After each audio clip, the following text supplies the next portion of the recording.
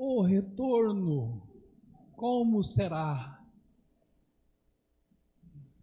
A pessoa não pode ficar velha, não, vai esquecendo das coisas, né?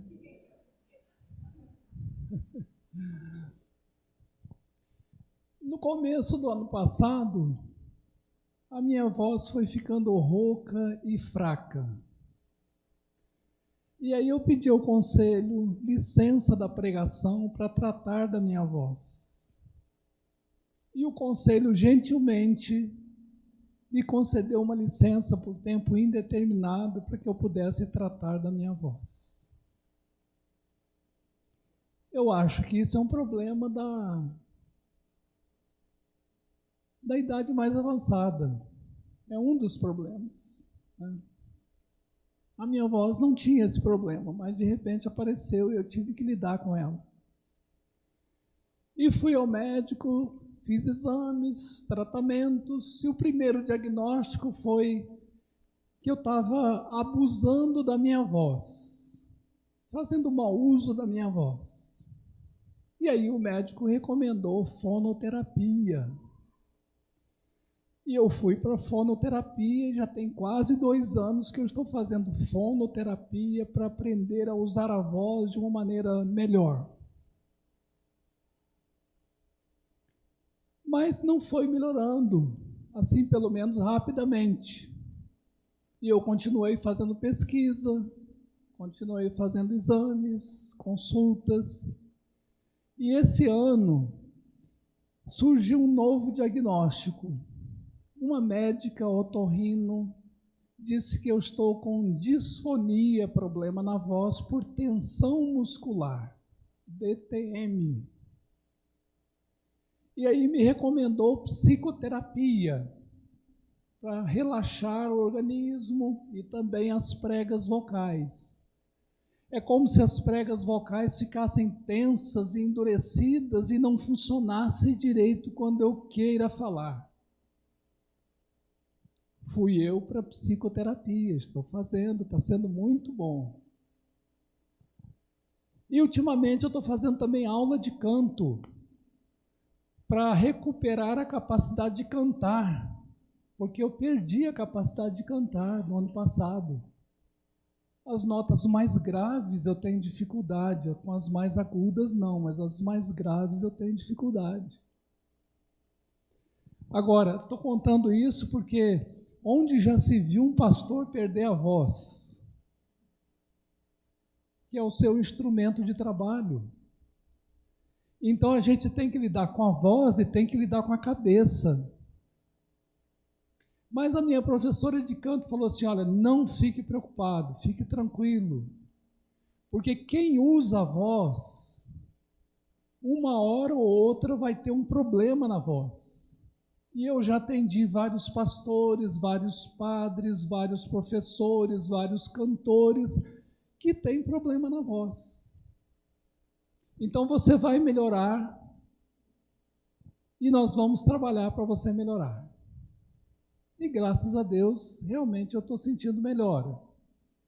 Ainda não está a voz como era antes, por isso eu peço a paciência e a compreensão de vocês para que a minha voz é diferente. Mas eu tenho uma mensagem para passar para vocês hoje, né? E gostaria de passar. Então vamos para Efésios capítulo 2, a partir do versículo 11, um texto bíblico para nós refletirmos hoje.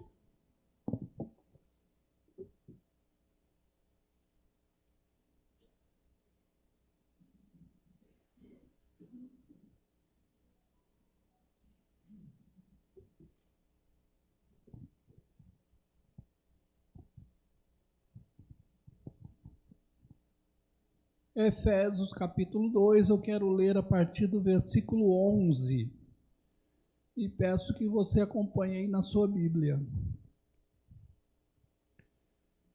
Portanto, lembrai-vos de que, outrora vós, gentios na carne, chamados incircuncisão por aqueles que se intitulam circuncisos na carne por mãos humanas, naquele tempo estáveis sem Cristo, separados da comunidade de Israel e estranhos às alianças da promessa, não tendo esperança e sem Deus no mundo. Mas agora, em Cristo Jesus, vós que antes estáveis longe, fostes aproximados pelo sangue de Cristo, porque Ele é a nossa paz, o qual de ambos fez um, e tendo derrubado a parede da separação que estava no meio, isto é, a inimizade, aboliu na sua carne a lei dos mandamentos na forma de ordenanças, para que dos dois criasse em si mesmo um novo homem, fazendo a paz, e reconciliasse ambos em um só corpo com Deus, por meio da cruz, destruindo por ela a inimizade. E vindo, evangelizou paz a vós outros que estáveis longe, e paz também aos que estavam perto. Porque por ele, ambos temos acesso ao Pai em um Espírito. Assim, já não sois estrangeiros e peregrinos, mas concidadãos dos santos, e sois da família de Deus, edificados sobre o fundamento dos apóstolos e profetas, sendo Ele mesmo, Cristo Jesus, a pedra angular, no qual todo o edifício, bem ajustado, cresce para santuário dedicado ao Senhor, no qual também vós, juntamente, estáis sendo edificados para a habitação de Deus no Espírito. Amém.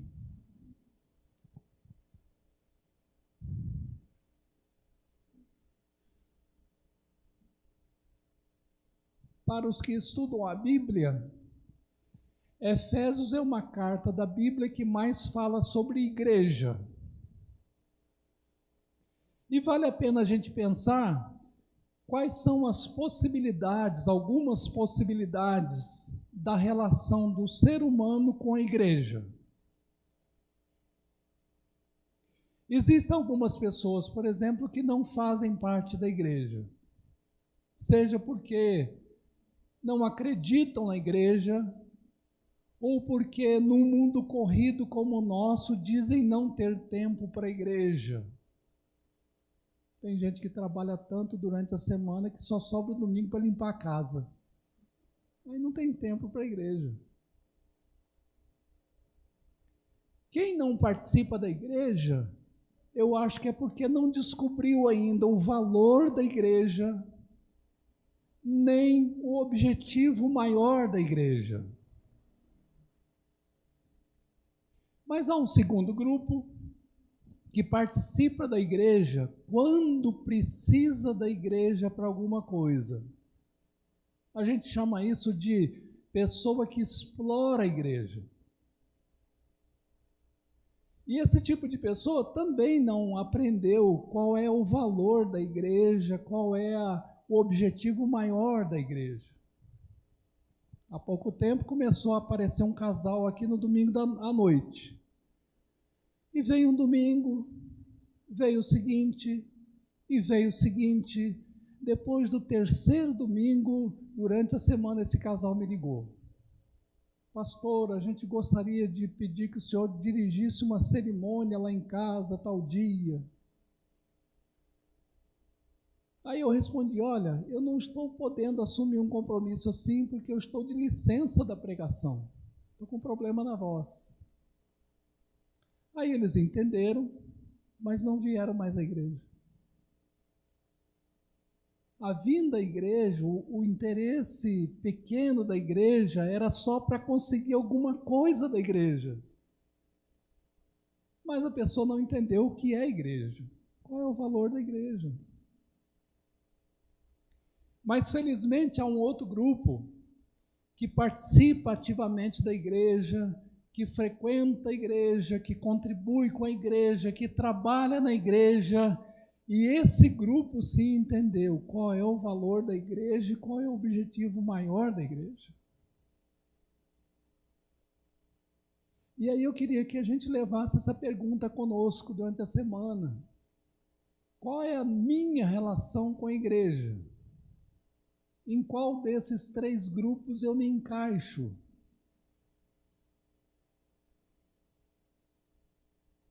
Então vamos pensar qual é o objetivo maior da igreja. Eu desejo que cada um aqui se encaixe no grupo 3. Mas qual é o objetivo maior da igreja?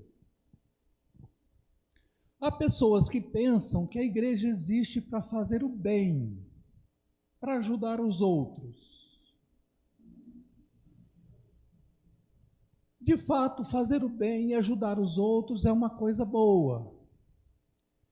Dizem os historiadores que dos anos 1960 a 1990, houve um movimento de reavivamento em quase todas as igrejas, para que a igreja fosse uma instituição que tornasse o mundo melhor fazendo bem. E fazendo através de ajuda humanitária, de distribuir cesta básica, de ajudar os outros e tal. Isso foi chamado de evangelho social. E a base bíblica para esse movimento estava em Mateus 25, quando Jesus fala que quem der um copo de água, quem der um alimento, quem der uma veste, quem hospedar alguém, é como se estivesse fazendo a ele mesmo Jesus. O argumento é muito forte. De fato, toda igreja deve fazer o bem. Nós temos aqui na nossa igreja a diaconia, que trabalha e procura fazer o bem. Mas isso não está restrito à diaconia. Todos nós somos convidados a fazer o bem e procuramos fazer. Mas este não é o objetivo maior da igreja, porque o poder público também faz o bem. As ONGs também fazem o bem. Então, fazer o bem não é uma coisa exclusiva da igreja. Não é o objetivo maior da igreja. É uma coisa boa, tem que ser feita, mas não é o objetivo maior da igreja. Então, qual será o objetivo maior da igreja? Há um outro grupo de pessoas que pensa que o objetivo maior da igreja é fazer discípulos de Cristo, discípulos para Cristo. E houve um movimento a partir de 1990 que procurou incentivar todas as igrejas a serem missionárias, a fazerem novos discípulos de Cristo. De fato, muitas agências missionárias surgiram por causa disso e muitas novas igrejas surgiram por causa disso. E também, aqui, não tem nenhuma outra instituição no mundo que faça discípulos para Jesus. Aqui sim, fazer discípulos para Cristo é uma tarefa exclusiva da igreja. Mas então, por que não é o objetivo maior da igreja? Não é, porque quando Jesus voltar e separar o seu povo de quem não é seu povo, para vivermos eternamente no novo céu e numa nova terra, não haverá mais necessidade da igreja fazer discípulos, porque todos os discípulos estarão juntos. E a pergunta é: a igreja vai acabar? Não. Então, fazer discípulos é importantíssimo para a igreja, mas não é o objetivo maior da igreja.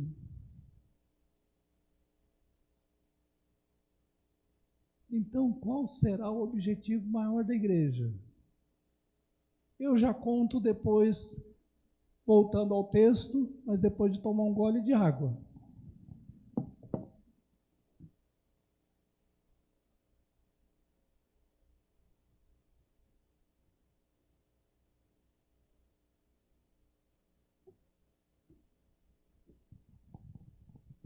Vamos voltar ao versículo 19.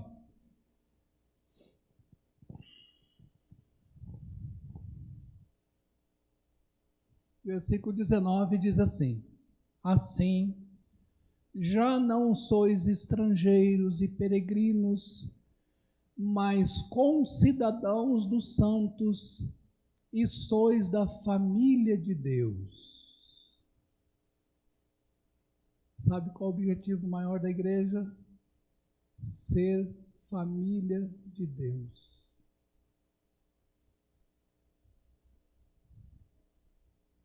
Sabe qual é o nosso maior objetivo aqui? Sermos da família de Deus. Porque quando Jesus voltar, a família de Deus vai continuar. E o que nós estamos fazendo aqui é um treinamento para viver eternamente na presença de Jesus como família de Deus. Então, o objetivo maior da igreja, deveria ser de toda a igreja, é ser família de Deus neste mundo. Agora deixa eu explicar o contexto desse texto de Efésios 2. Lá na igreja de Éfeso havia muitos gentios, e gentios é um nome dado a pessoas que não são judeus. E o autor aqui está escrevendo mais especificamente para esses gentios que vieram fazer parte da igreja. E ele diz antes, olha, vamos ver aqui no versículo 13 e 14. Mas agora em Cristo Jesus, vós que antes estáveis longe, fostes aproximados pelo sangue de Cristo, porque Ele é a nossa paz, o qual de ambos fez um. E tendo derribado a parede de separação que estava no meio, isto é, a inimizade, ainda o 15, aboliu na sua carne a lei dos mandamentos na forma de ordenanças, para que os dois criasse em si mesmo um novo homem fazendo a paz. Vamos voltar um pouquinho na história? No Antigo Testamento, Deus chama Israel para ser o seu povo na terra. E chama Israel, abençoa Israel, caminha com Israel para que Israel abençoasse todas as nações. Aí quando Jesus chega lá em Jerusalém e no templo, sabe o que ele encontra? Acho que é por isso que Jesus tinha tanta bronca dos fariseus e escribas. Ele encontra um templo assim, com um santo dos santos, que era uma sala super fechada, onde só entrava o sumo sacerdote. Depois um lugar um pouquinho maior, chamado Santo Lugar, onde só entravam os homens judeus. Depois uma outra sala um pouco maior, onde ficavam as mulheres, que era o pátio das mulheres.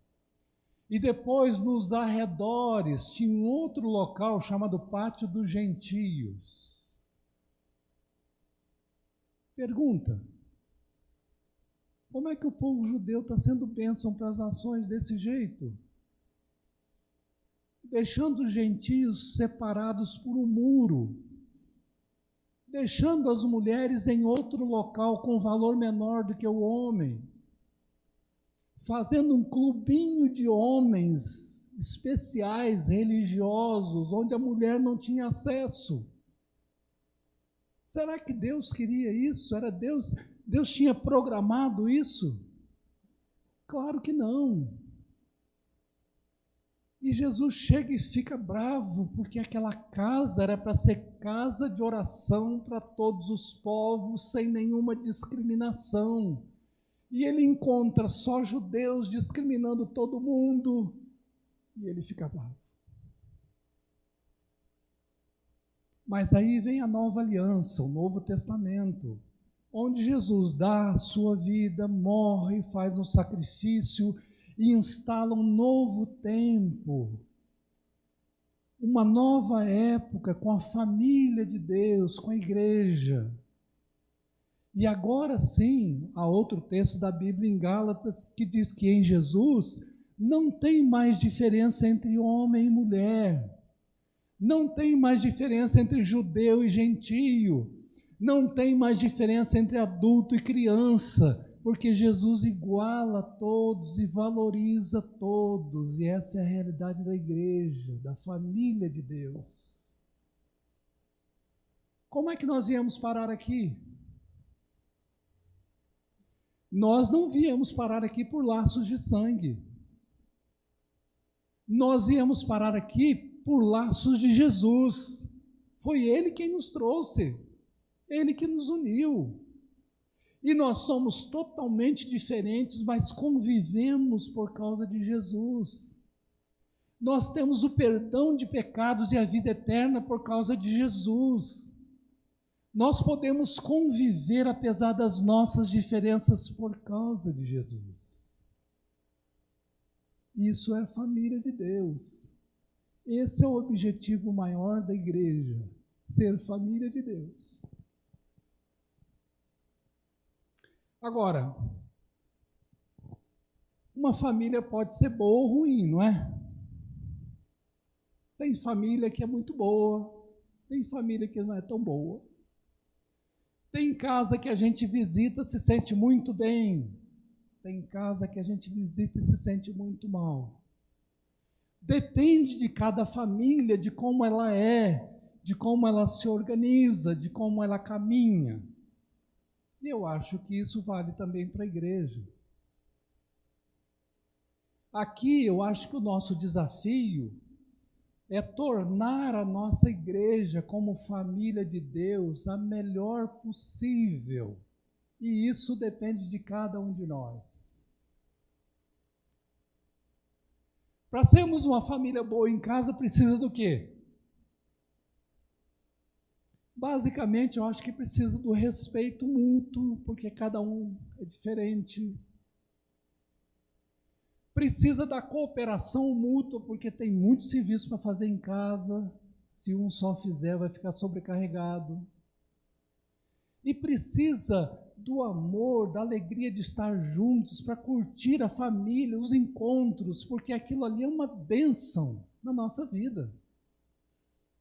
Agora, vamos trazer esse conceito para a igreja? A mesma coisa. Para a gente ser uma igreja boa, como família de Deus, a gente precisa do respeito mútuo, porque todos nós somos diferentes. Todos nós. Precisa também da cooperação mútua. Se cada um fizer cooperar com o seu dom de alguma forma, a família se torna cada vez melhor.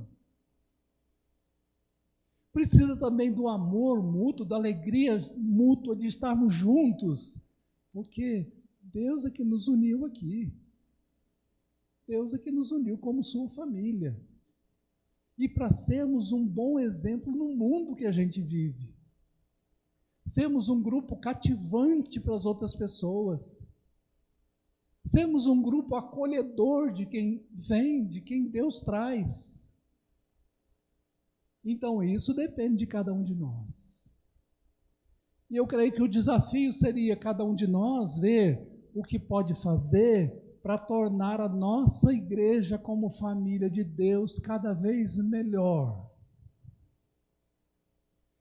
Então, eu quero terminar essa mensagem com duas aplicações. Primeiro, para quem ainda não faz parte da igreja, da família de Deus, esse texto está deixando o convite para fazermos parte da família de Deus. Não fique fora. Professe a sua fé em Jesus. Seja batizado em nome dele. Faça parte da família de Deus. Não fique fora. Segunda aplicação, para quem já faz parte da igreja, vamos lutar para tornar a nossa família de Deus, a nossa família da fé, cada vez melhor, porque isso depende de cada um de nós. Ficam esses desafios e que Deus nos abençoe. Amém.